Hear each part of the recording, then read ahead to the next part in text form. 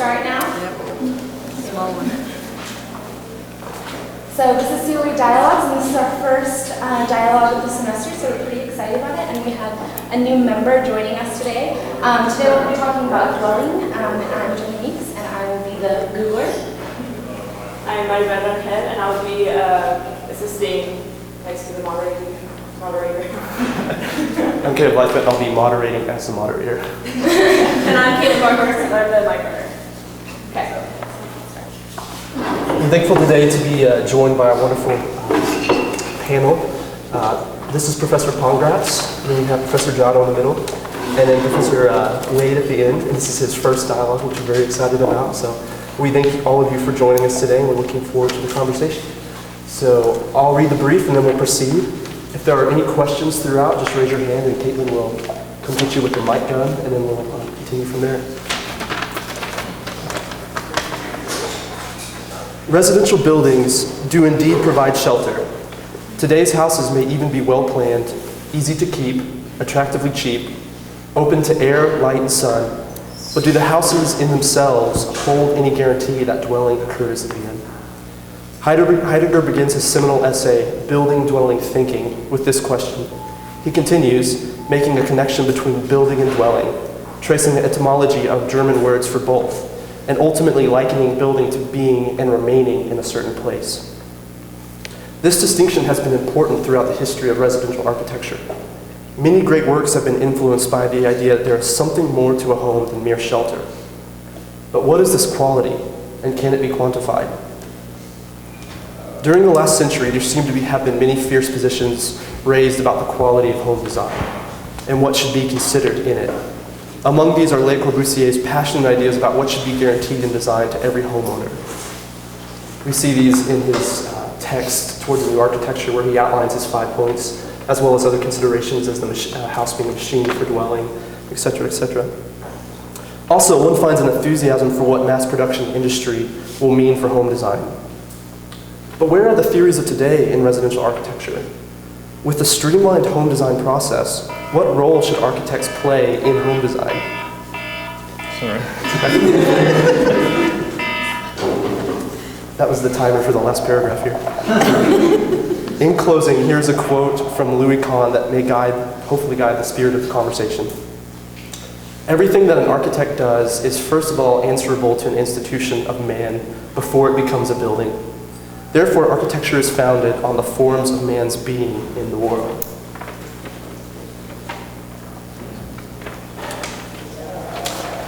So to begin, going back to the question stated earlier, well, there's several here that we could talk about, but I'd be curious to hear what the panelists think about the role that architects should play in home design. With the way the industry is today, how does an architect navigate that? And maybe we should first ask you a question and actually get maybe a clarification. What do you understand on a streamlined, what is a design process, or a streamlined construction process? What do you mean with that? I guess what comes to mind is it seems like, especially in like a place like Lubbock, the majority of home design being done, I mean even now out on the outskirts of towns, there are homes that are being designed by just builders, and then they're just copying them into these new developments. And so I wonder, like, what role does the architect in designing a home and thinking through what a home should be play in that particular side of the industry, integrating with the building and the development, etc. I have some thoughts about that. First, I think we need to consider our role as architects and see what is it that we do. Do we provide magic solutions for people in homes or houses that make them magically feel different than other things? And I think we need to realize that to do our job, we need to realize we have a stewardship to not just the land and the community, but primarily to the client. And one of the reasons that I enjoy residential and small-scale, intimate-scale design is because you get to work with that end user. And if you think of the word dwelling as maybe being, and dwelling occurs in these homes even when they're not designed by architecture of some sort of dwelling occurs there. But if you think of being as becoming, dwelling as being, and being as becoming, and maybe becoming as reaching beyond your grasp, reaching for something that's beyond your reach. We have an opportunity to be between that reach and what they're reaching for. And I think that when we think of it that way, if we work for the end user, then we have the opportunity to help them dwell. So our service as architects is truly a service and requires the sacrifice that John Ruskin, for example, talks about in his Seven Lamps book. It requires more of us than pretty pictures and telling somebody that they need to do something different. So those are my brief thoughts on our role as architects in the housing market, especially in places like here in Lubbock, where there is a market for houses that are repeated down the block, just like there's a market for Taco Bell versus a gourmet Mexican meal. So there are markets for both, but both of them play different roles and give us a different quality of life or food, in whatever case we're talking about. Well, my opening remark on this subject is when I was going to school, one of my ideas for a thesis, back then we used to do a thesis to get your degree, was how can a dwelling extend your spirit? And over time, and this was what, 25 years ago, 30 years ago, over time I realized that I started activating that through living, dwelling in a place. And a place had to really fulfill my needs to grow my spirit in many different ways. And it's funny that I'm talking about that right now when tomorrow I'm going to be looking for a new dwelling in my life. I've lived in the same dwelling for 25 years, and I'm finally feeling evicted by the students in my neighborhood. So my spirit seems stifled. I feel like I'm in jail when I'm trying to calm down peacefully to go to sleep every evening at 11:30, 12, and all of a sudden the door opens next door right to my bedroom and 10 people go out to the backyard and start partying. So in my world of dwelling, of thinking, it's a place that where one finds an arena to grow, kind of, to extend their spirit, to kind of make roots into the world and find a place that nurtures one. And I know a lot of people don't think of dwelling in that way, but I do. And I'll talk more about that later. I think also I was a bit surprised maybe by the fact that you guys choose as a topic dwelling in general, because in my opinion that it seems, particularly in the US, that the housing market in general is not at all controlled by architects. Because as you have just mentioned before, Lubbock is an example. Lubbock is probably not even one of the extreme examples. But in the US, most of the houses are not built by architects. And you guys, maybe you might Google online and figure out how many jobs an architect can get actually in the residential construction industry. But it's all by tradition, right? It's builders, and it's basically catalog houses, and it is a whole industry that caters to the population that does not at all respect what Professor Chada just said. Right? So the majority of the US population lives in houses that nobody ever thought about.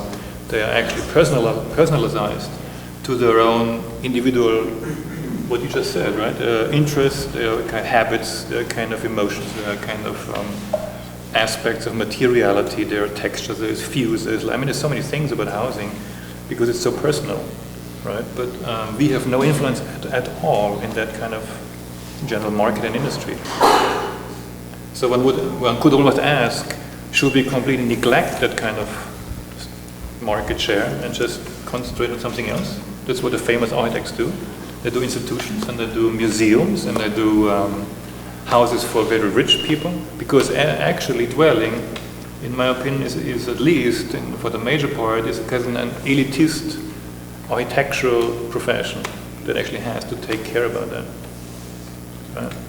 And I'm not sure if really it is actually, what could be actually our our intervention in that kind of situation to change that completely.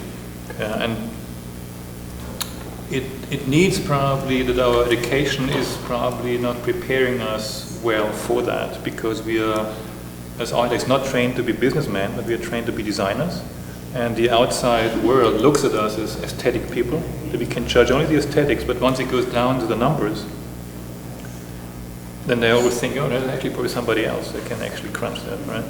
So maybe we have to completely rethink the way how we go about that. Well, let's explore that question further. I'd like to also filter that through something that Professor Wade mentioned earlier about why he likes designing homes, because of the personal contact with the client. Do you see then, in your own practices and et cetera, do you see the design of individual homes as kind of like these little acts of resistance against the larger industry, that you really get to know a client and whatever neighborhood they're in, you help them realize their vision? Or, I mean, going back to what Professor Palmgren said, like, should we abandon it altogether and just let the industry take it where it will? No, I didn't say we should abandon it. I was kind of questioning what can the architect do in that current situation to actually, for us to regain a larger market share and actually do what we would like to do, right? But I think that things that we can do to help, first of all, there's a big difference between a house and a home. And I think that we're talking about houses as buildings that may not be designed by architects or whatever. Homes require more than a set of plans and somebody hanging a picture on the wall. So I think there's a big distinction between the two of them. But I also think that it's not a resistance to what goes on. It's an opportunity to apply some of those intimate and personal things that are important to the people who dwell in those spaces. And I think it is part of what Professor Jada was saying about inviting our spirit or encouraging our spirit to go beyond what it is. It's that act of reaching beyond. And I think that those principles can be applied in lots of other disciplines within the architectural realm. In hospitals, for example, what the client in the hospital is probably the most important thing.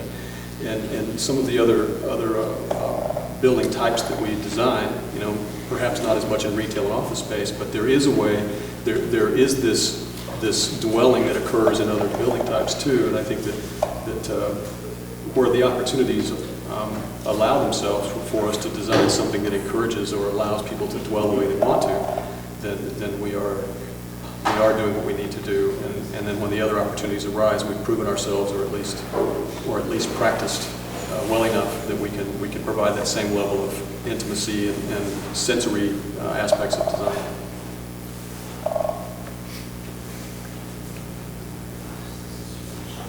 Within that context, and with some of the points that have been made, would the panel care to discuss maybe, I know that Professor Jada mentioned the sort of needs of the reaching out and the extension of the spirit. Mm-hmm.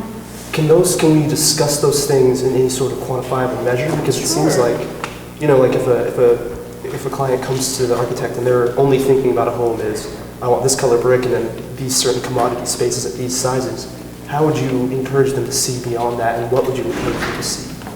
Well, it has to do with how educated the client is. I mean, it has a very close relationship to what kind of environment they're looking for. For example, what I'm going to be looking for tomorrow is green space. It's very important for me to be touching the earth, to be participating in having something that grows out of the earth, so that I can feel that I'm homesteading, that I'm making roots, because I'm a first-generation immigrant, after all. And I've left my homeland 30, 40 years ago, and I really need to make my place feel like it is my homeland again. One of those things that I do it is by participating in growing with the earth. The second thing is I feed the birds so that the birds can make guano and feed my garden. I gather rainwater and I water the yard. So a lot of what my needs are part of the architecture has to help me get in touch with the earth. And how does architecture do that? You have to design for it. It just doesn't come with a house. And tomorrow I think I'm going to be horrified at what I see. So I'll keep you guys posted on what's going to go on. Now, if we come to the interior of the dwelling, it has to work in such a way that it's, this is all quantifiable. It has to actually work with the environment so that when I'm inside and I'm having breakfast, I can watch the birds eating. And they can kind of connect me to the sky in a way. The blue sky, the birds, the earth, it's a connection to the spirit of place that I want to be in touch with. And if you go around the dwelling in each of the rooms, there is some kind of connection that happens with all of those things. For example, sleeping is very important for me.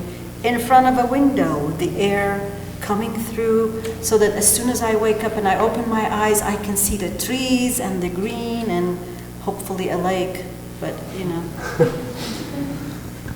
So you can actually measure those things, and I don't know if we go to the housing in Lubbock, if we can find those things, because they don't think of those things when they're making houses. It's totally beyond their concern. It's like, okay, how many square feet? How much does a square foot cost? That sort of stuff. What kind of windows do you have? They don't care about that.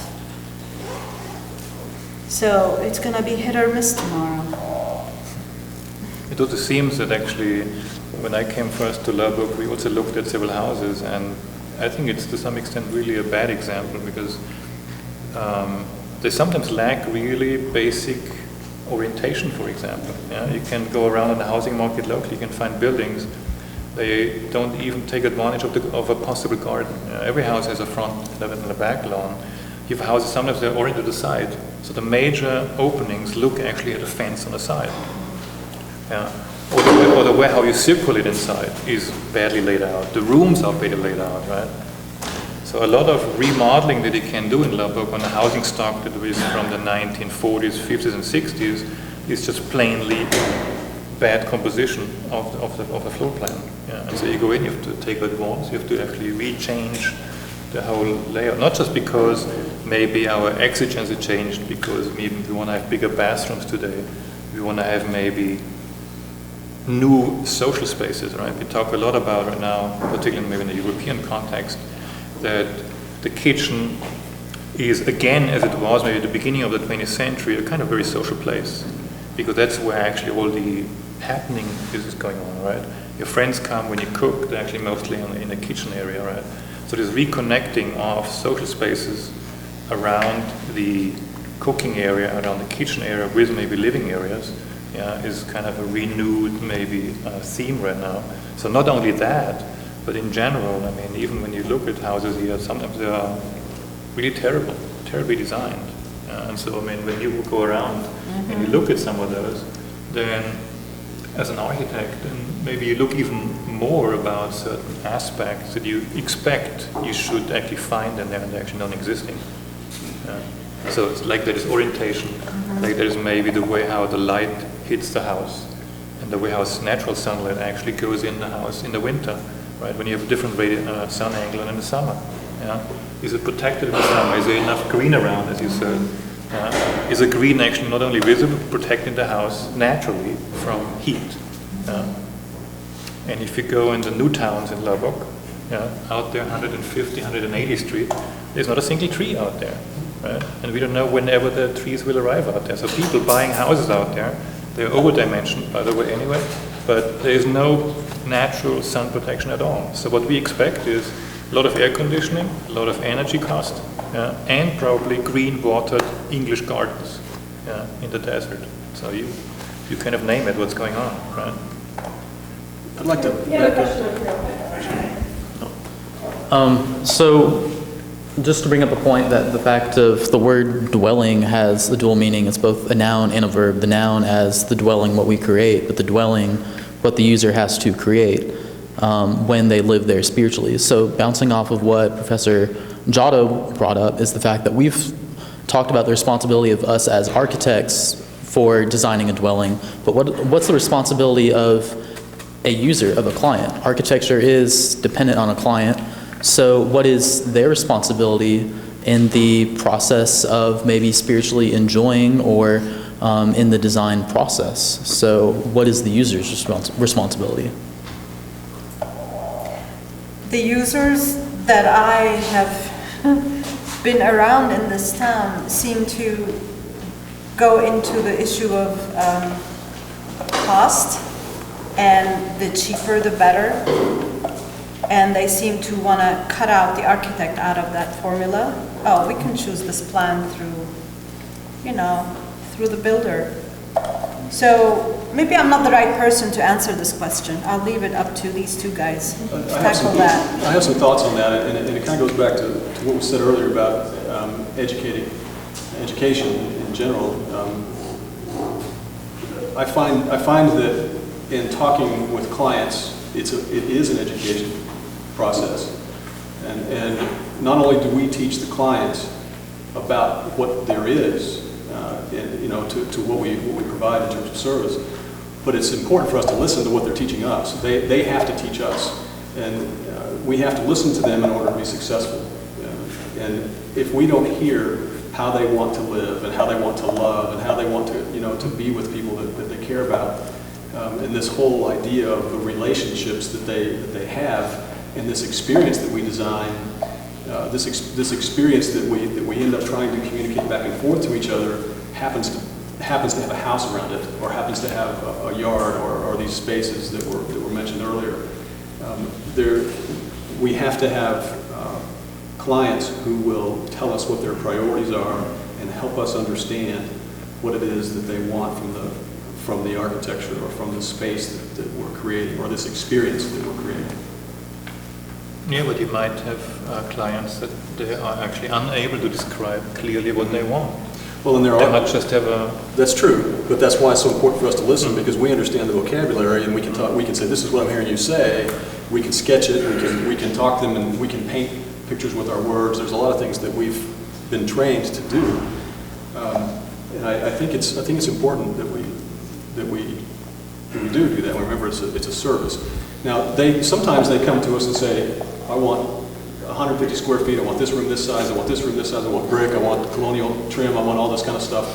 And there are times when they are so adamant on something like that, it's got to be this cost, it's got to be this cost, and you have to do it for this amount of money, and I want it done in 3 weeks, and this kind of stuff. And sometimes we just have to say, "I don't think I'm your guy.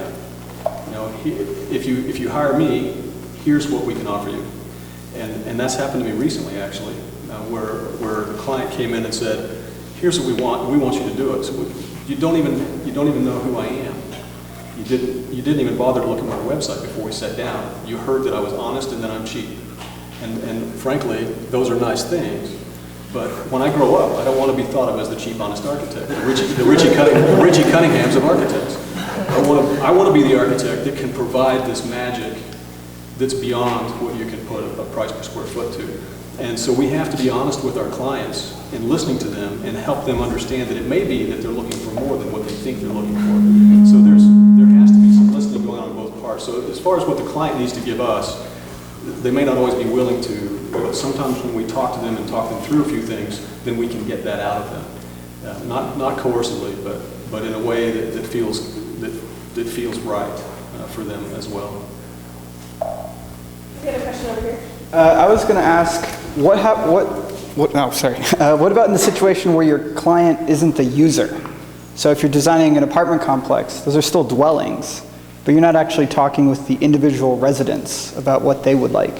So how do you design a space that's flexible enough for anyone who's going to come into it, or for resale, or a situation where you don't know the actual resident? Just what's your feelings on how to design those spaces? You will always get some kind of constraints. Now the constraints could be site-driven first, right? There might be the developer who is on site, and there will be, in most cases, a budget at one point. And then it depends. You can have clients that they actually maybe build and rent. There can be some that actually build and sell, which means they are more detached actually from the user or whoever will actually manage it. And then there might be a previous experience also. I mean, there's many factors. There could be a previous experience. Somebody who built maybe many complexes before, and he had certain benefits, or certain disadvantages from certain styles or designs by certain architects, right? So they would come with a pretty, in a normal case, they would expect with a pretty well described program to you, and you would have a certain framework within which you then can try to be creative. And it can be more or less limiting. I was in Shanghai 2 years ago, and we had a tour guide, and he told us that they, over there, buy their apartments half finished, so that they want to live in this area. They go and there's a high-rise that's getting built. They get their units at half price, half finished, and they finish the actual interior design and the spacing itself and the detailing. And that kind of helps them get half of this and half of this, and it's a mix of both of them. So you think that the architect has an idea about how many units can they fit in this floor, and then the client actually designs his own floor. They only have a control about the orientation.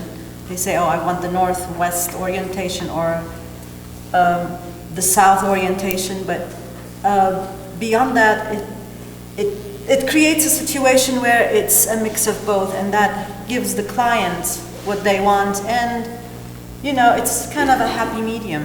But that's in China. We don't have that here. And I know they have that in the Middle East too, where they start the shell of a building and people start buying units and then they finish them themselves. But I don't know, do they do that in this country? Do they do that in Lubbock? I mean, I know it exists in Northern Europe, Sweden, Finland, Norway. Sometimes you have communities that they come together, they build whole villages by themselves. So they might have a group of people that there is the one who is maybe a banker, so he can actually organize all the financial part. And they have plumbers, they have architects maybe, then they have cabinet makers, carpenters, and they get for a few money maybe a piece of land. And they come together and actually buy the material, and they decide what they want to build, and they actually make them, right?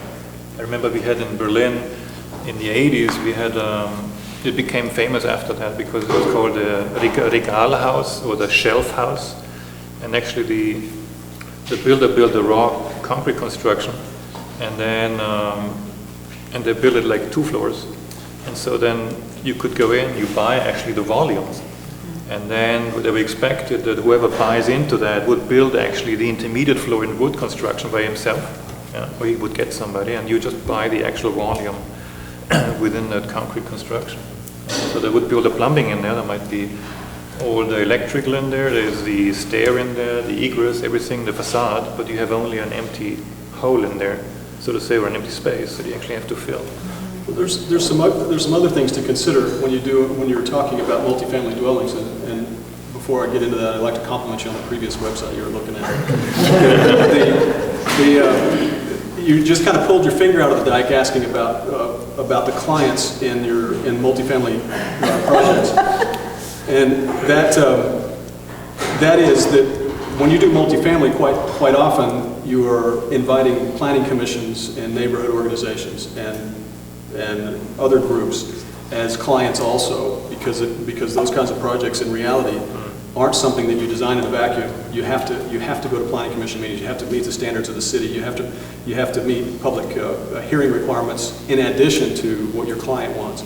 So the issues that you're dealing with are at a larger scale, and so you can still deal with issues of public space, social space, private space, and intimate space at a larger scale. And you can still take these principles, and you have a bigger audience that you can actually teach if you do it right in forums like this, in town hall type meetings or at planning commission meetings, where you can talk about principles of living and dwelling and that kind of thing, and you don't shove it down their throats in architectural rhetoric. You do it in a way that they understand, so that every chance you get, you begin to drop little breadcrumbs and teach and help build a community, not just with doorknobs, but also face to face. Do you think, I wonder if a connection could be made between what we were just talking about with the model of people moving into a home that's half finished and then themselves sort of building themselves into it? I wonder if we could make a connection with what Professor Giotto was saying earlier about what she's going to be looking for in a home, where she wants to feel connected to the earth and the sky, and sort of have that sort of constant dynamic daily quality where you feel like you're building yourself into a place. Do you think that's like those models reinforce that quality of dwelling, that is that you are an active participant with your space and you're adding to it and all that? Is that something we've lost mainly now? And if so, why do you think that people don't want that anymore? I actually did not understand your question, but but I'm going to talk about something that's related to that. You know, if I think back of my culture, and I come from the Middle East, the people on the eastern coast of the Mediterranean have always built their own homes. They start with one room, they take the rocks that are in that area and they put them together and they build the walls. They cut down a few trees around and they build their roofs. They put layers of stuff between the wood and the roof, and then they fill it up with mud, and that's how they insulated it. And every time they needed an extension of their space, they would add spaces to it. They would add a room here, a room there, and that was during my childhood. But as I was growing up, that concept disappeared completely, to be replaced by what? Cinder block homes. Boxes that they build 5 stories tall, and you go rent an apartment that is too hot to live in. You need air conditioning to live in them, but people over there cannot afford air conditioning because electricity is very expensive. So you end up living in these homes that are so hot and unbearable just because the concept has changed. It's a matter of economics. The world has changed, and the rich people still get their rich homes, the fancy ones that are really pretty on top of a mountain. But I'm talking about regular folks. They've kind of lost that touch with their environment because they can't afford to do what their grandparents did anymore. So if I take that and I come over here, how am I trying to replicate what maybe my grandfather did? I have learned to buy the simplest of houses to live in, and then I know that I'm going to alter it. I'm going to live in it for so many years, and I'm going to little by little change it. Cut a window out here, add a porch over there, open a window to the south side, create all those things that will make it something that is habitable and something that's closer to what my needs are. And if I had showed you, a lot of you have been to my house. I've had a lot of student parties in my house. I wish you guys had seen that house in 1987 when I bought it. It was just horrid, just horrid. But what I bought it for was the walls were solid. They were cinder block covered with stucco on both sides, and that's a rare thing in Lubbock. And it had a large backyard and a huge front yard, and that's my homeland, yes. Yeah, think of that and think of Lubbock. So The color is very similar. if you take a horizontal line between Lubbock and my homeland, it meets it exactly horizontally. The weather is exactly the same. We have dust storms. So the nature is the same, but the building materials are completely different because this is the new world. You know, the culture here is only what, 100 years old? 110 years old? So people are not very much in touch with their land that they are living on. They brought their own little ideas of building over here with wood when we don't have wood. But I don't know where I'm going with that, so. I mean, let's say the images we have out there, right? I mean, they talk about that construction actually is related to materials, and materials are local, right? And then the other thing I can read into that is the materials are local, but they also actually might be the first and best choice because they might insulate well. You know, if like an adobe house, natural earth walls. So they give you much more heat sink in the summer in a hot climate. So you might actually have a better interior climate. You might maybe control the humidity better. Yeah? And what you just said is, because of Western civilization maybe being to some extent so aggressive, and actually proliferating into areas of this world that maybe before didn't even know that they should construct with cinder blocks or something else, they lost actually contact with the local culture. And through that, and we see that everywhere, right? In many, many places, and they lost through that actually the idea of how they had built before. Yeah, that is very simple means related to material and to construction to make, let's say, a building that actually allows for a very comfortable life of dwelling. Yeah. Wow, that's an amazing image. There's also an interesting book. It's called Architecture Without Architects. You might look into that. There is some of those examples in there. How buildings are sometimes made without somebody actually telling somebody else how that has to be done.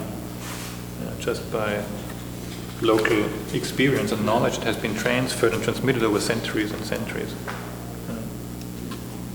Now that brings us maybe on a completely different track. You guys might be more interested what an architect actually want to do. He want to actually maybe impose his style. He want to actually maybe develop a style, develop design, and actually convince the client that his style that he will purchase into is actually the best he can get on the market. Yeah, so that's basically what you guys probably are after. You develop a design strategy, a design style that actually imposes onto the type of residential architecture that you want to pursue a kind of personal impression that actually people buy into.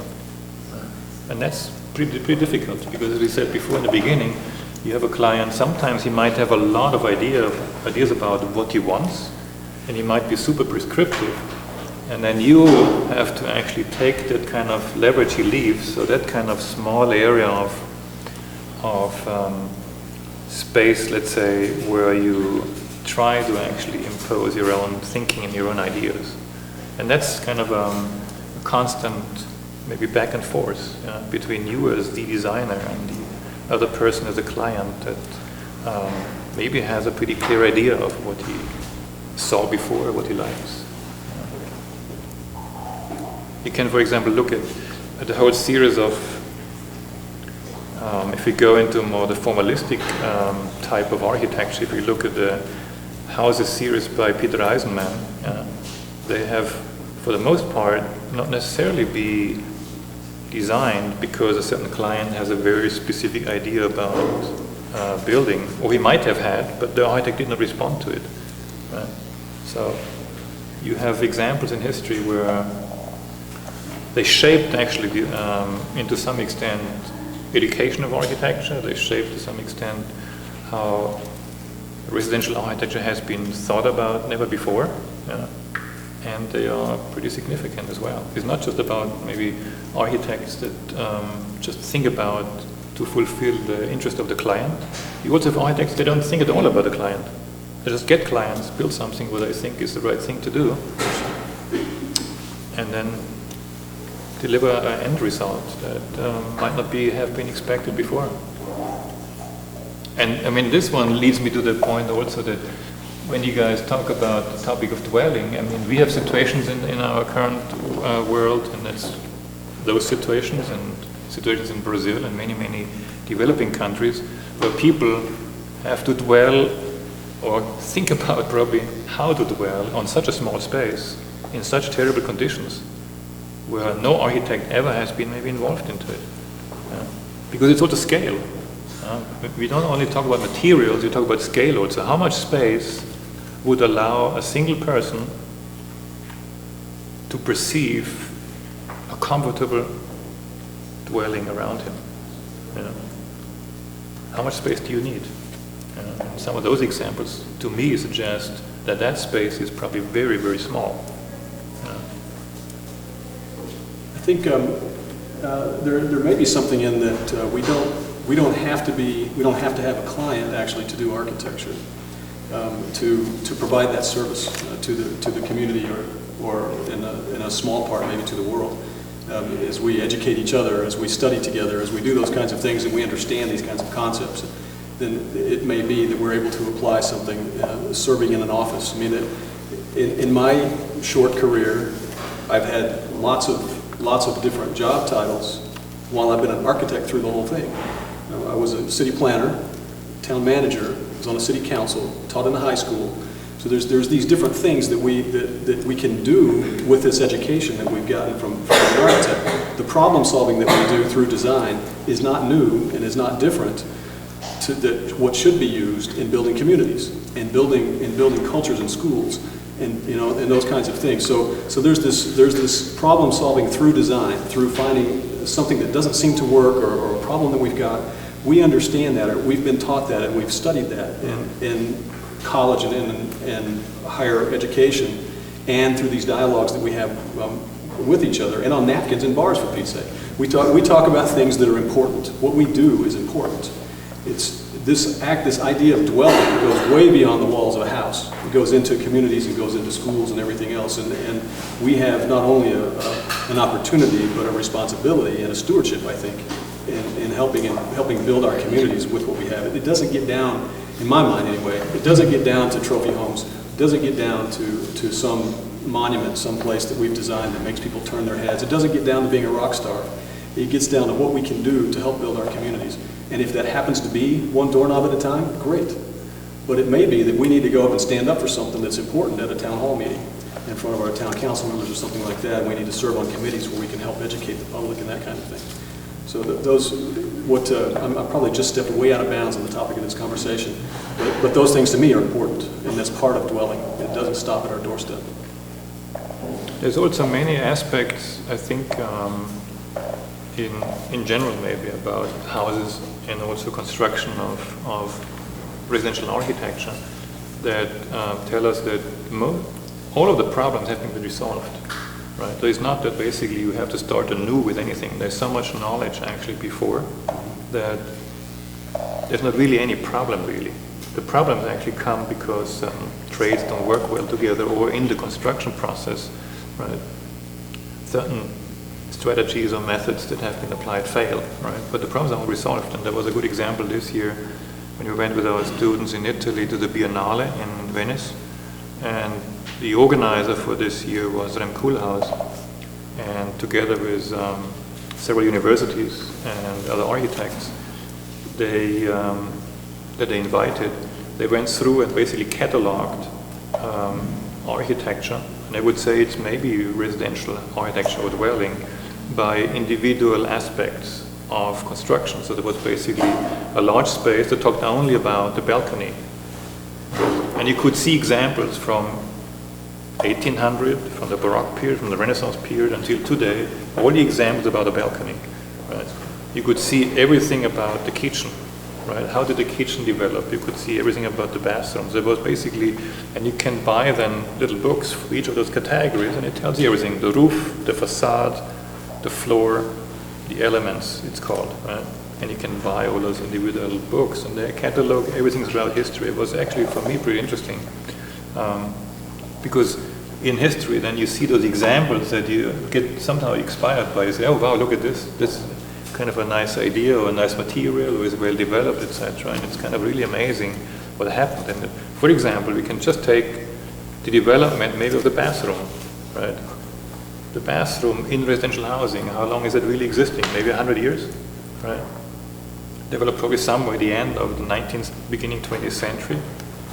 Somewhere probably in European residential architecture. And then there was a development from that time where in the beginning it maybe was a communal bathroom, maybe somewhere on a hallway.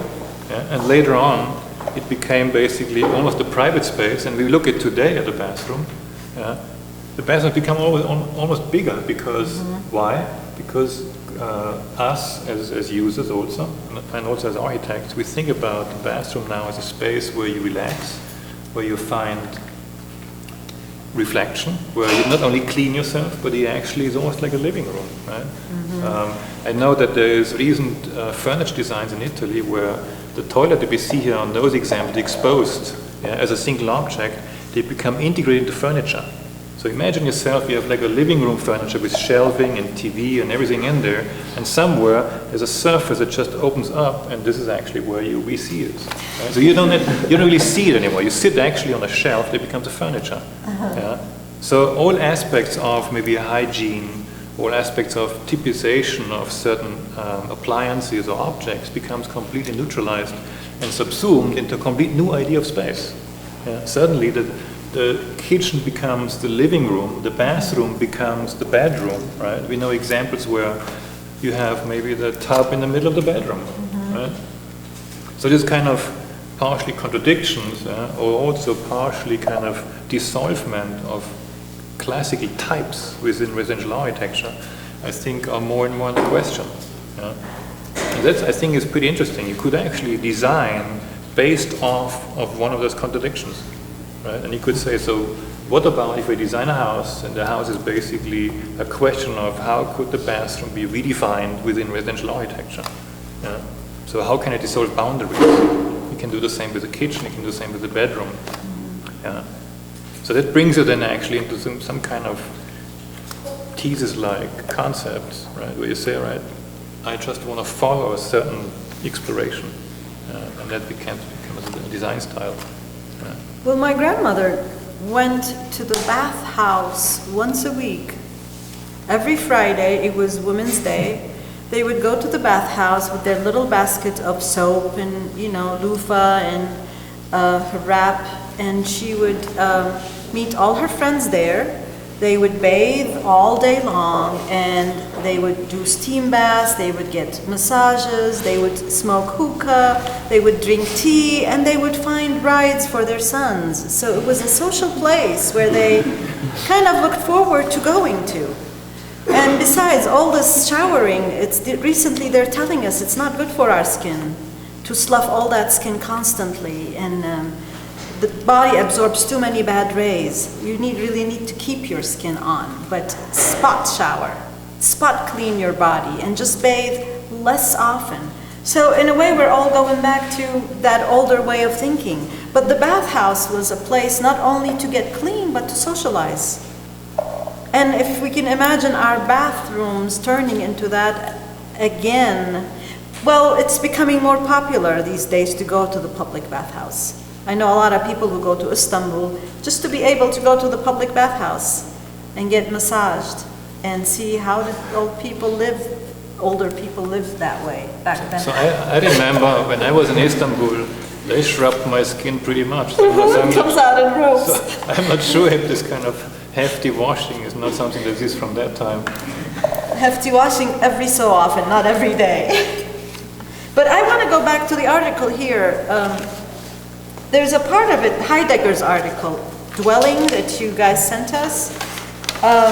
And if you guys are not familiar with this, it's Building, Dwelling, Thinking by Martin Heidegger, who was a philosopher who lived during Hitler's times, and we can hear a little bit more about him. But let me read this little segment that says, "To dwell, to be set at peace, means to remain at peace within the free sphere that safeguards each thing in its nature. The fundamental character of dwelling is the sparing and preserving. It pervades dwelling in its whole range. That range reveals itself to us as soon as we reflect that human being consists in dwelling, and indeed dwelling in the sense of the stay of mortals on this earth. But on the earth already means under the sky. Both of these also mean remaining before the divinities and include a belonging to men's being with one another. By a primal oneness, the four, earth, sky, divinities, and mortals, belong together in one." And I guess that philosophically relates to what I was saying before, my habitat. So Heidegger wrote this when he was living in Hitler's times. Can you tell us a little bit about him? Only a little bit. That's all I know is a little bit. But he wrote these things, and in fact, one of the speakers we'll have on the lecture series here pretty soon, Michael Benedict, taught a class, and Michael Benedict is Jewish, and he was teaching about from these lectures or from these essays that Heidegger wrote. And we were talking about the dichotomy that he had in his life between these feelings and the things that he wrote about and the regime that was happening at the same time, and the pressures that he had in keeping his place in education and still being true to himself and dealing with the regime and everything else that was going on. So that's about the extent of my knowledge. There was a conflict there, and these writings that he has, and if you think about all the things that were going on around him, I think it adds value to what he was writing about.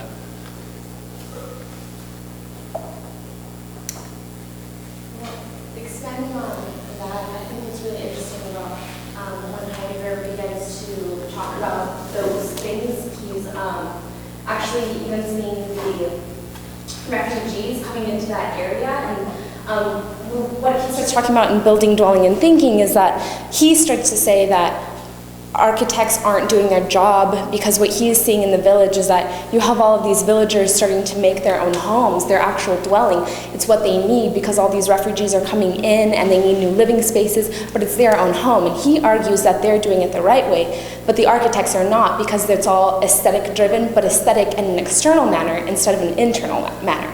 And that also has to do with his hypothetical jug and architecture being a vessel. So in that sense, how do you begin to start teaching as an educator, or in your own work see architecture as a vessel? So sort of like arguing against what he says when architects only see their work as an aesthetic external. How do you begin to think of it as a vessel or internal aesthetic? First of all, I think he's right. I think too many of us do that. And we probably all at fault on that once in a while. We think highly of ourselves and highly of the things we learn, and we draw something that looks cool and we want to show it to everybody. I don't think there's anything wrong with being proud of our work. But I think it gets back to who we serve. You know, are we serving ourselves by doing architecture? Are we serving those that we work for? And I think that we have to remember that it is an experience that we're designing, and whatever unit, dwelling unit or otherwise, whatever this building is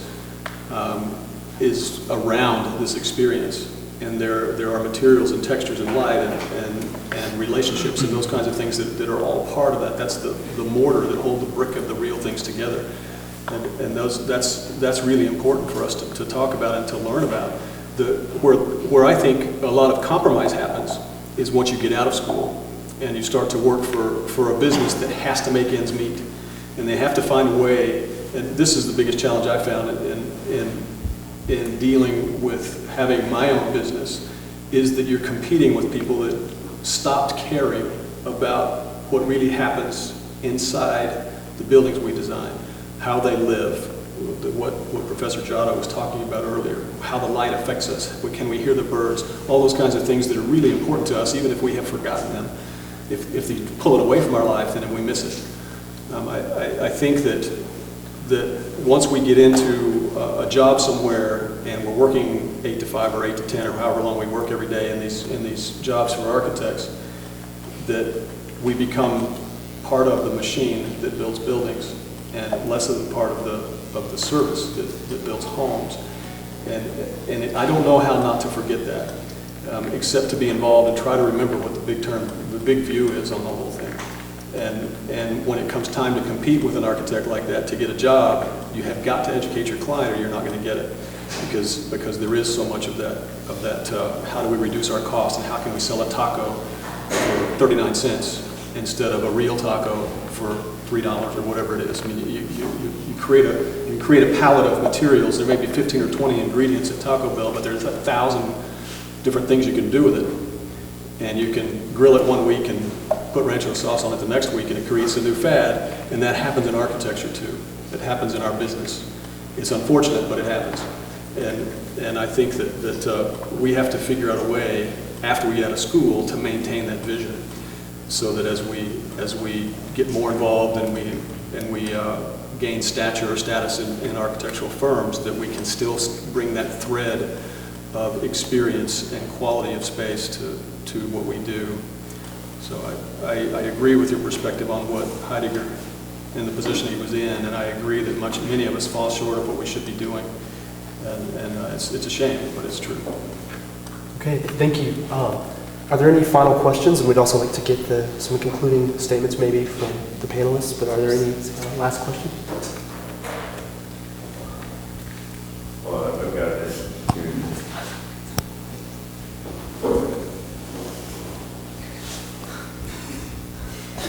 You can come back to me.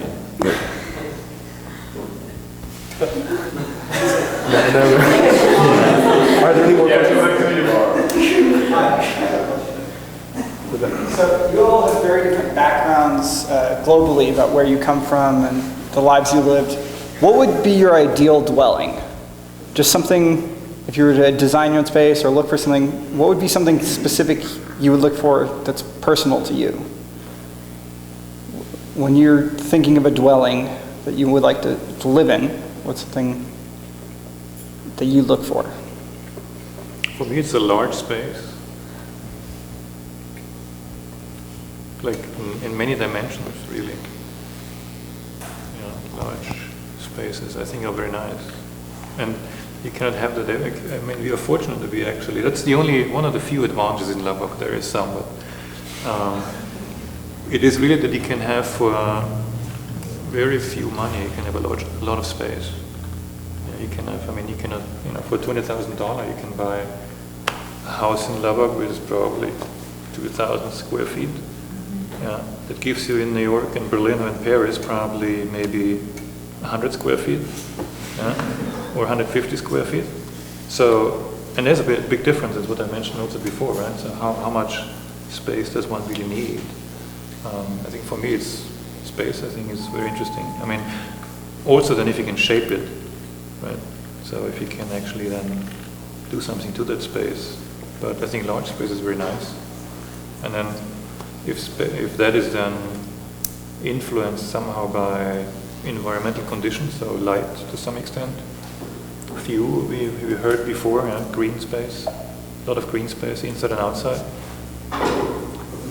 And then I think there needs to be some kind of clear idea behind how the space is formed. So, I mean, a lot of the images that you had on the screen for me, a lot of those houses have no idea for me. No design idea, they're just made. So they're, for me, not dwelling, they're probably building. And probably what you just mentioned before, where it is, we have many architects, that's what they do. They build, they have no ideas, they just produce. And it does not necessarily mean that you satisfy exactly what the client means. It just means also that you, because you're an architect and you understand space better than your client, that you actually educate him about what space would be for him. And I think there needs to be some kind of surprise and some kind of maybe longer term engagement of the client with that space to understand what you actually gave to him, right? And that's, I think, something that you have to learn over time, right?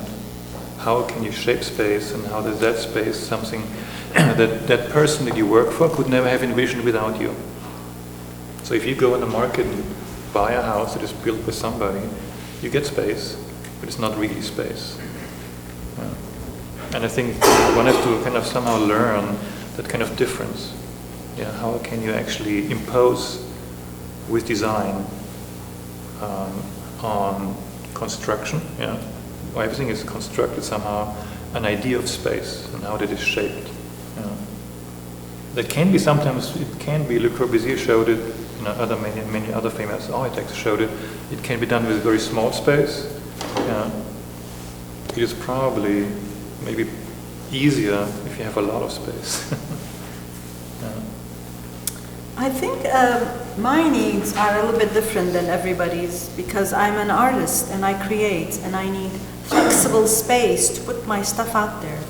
One year I'm painting, the next year I'm sewing soft sculptures, the third year I'm making a 7-foot tall metal sculpture. So my needs change with the seasons, and I think a flexible space would satisfy that.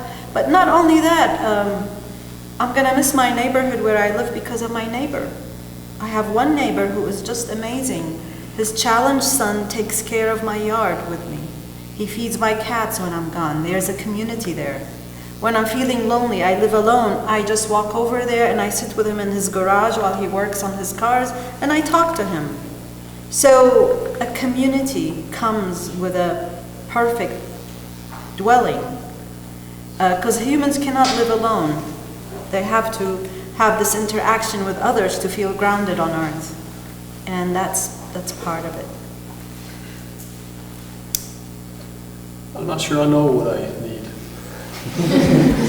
About, 20, 30 years ago, well, 30 years ago, I was wanting to get out of here, and not because it was Lubbock, but because I was ready to move forward. And to have thought then that I would be back here wouldn't have made any sense to me, because going back is no way to move forward in my mind. But in the interim, I've lived in a lot of places, and all of them were comfortable for me, and they are all very, very different from each other.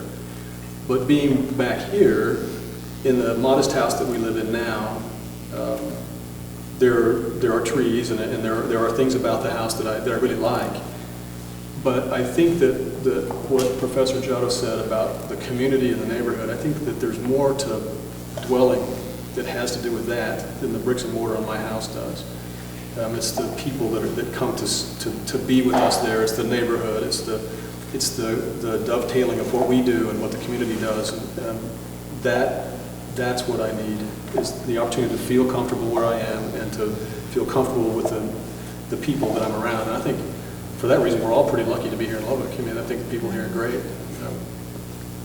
There's not a lot of stellar buildings here. We can work on that. Okay, well, thank you. That's my first question. Here we go. All right, so for Professor Wade and anyone else who would like to chime in, but you had talked about this palette of materials that you have developed. In your experience, have you developed this palette of certain form strategies that are consistent throughout your design?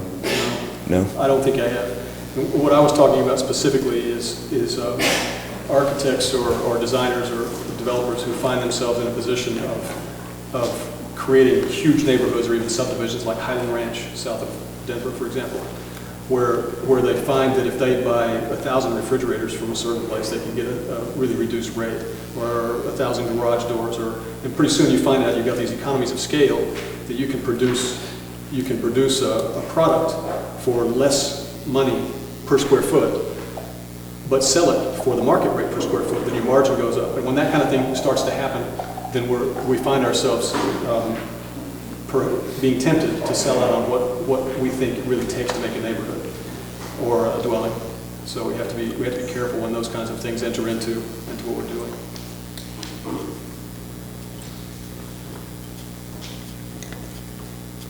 Okay, thank you. Thank you all for coming. Thank you, panel, for a wonderful discussion. Thank you.